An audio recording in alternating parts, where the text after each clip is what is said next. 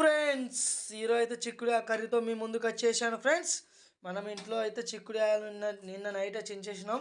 ఇప్పుడైతే కర్రీ చేస్తున్నాను చూడండి. ఇప్పుడైతే మౌనికి వచ్చేసి అయితే ఇక్కడ పచ్చిమిర్చి టమాటాలు వస్తుంది. ఇగో టమాటాలు పచ్చిమిర్చి అయితే మౌనికి వస్తుంది చూడండి ఫ్రెండ్స్. మనకైతే రెడీ అయ్యి మంచిగా నీట్గా కడుక్కొని అయితే చిక్కుడుకాయలు అయితే రెడీ చేసుకున్నాం. ఇప్పుడు ఈ కర్రీ ఎలా చేస్తామో చూడండి ఫ్రెండ్స్. మనం కోసించిన పచ్చిమిర్చి ఉల్లిగడ్డ టమాటా రెడీ. అదేవిధంగా అయితే మనం చేయాల్సుకున్న మనము చిక్కుడుకాయలు రెడీ. గ్యాస్ స్టవ్ అయితే ఆన్ చేస్తున్నాం. మనమైతే గ్యాస్ స్టవ్ ఆన్ చేసి కర్రీ చేయడమే ఉన్నదిగా చిక్కుడుకాయ కర్రీ. అంతలోపడైతే గంజి అయితే హీట్ అయినాక మనమైతే ఆయిల్ అయితే పోసుకుందాం ఫ్రెండ్స్. అయితే మనం ఆయిల్ అయితే పోసుకుందాం.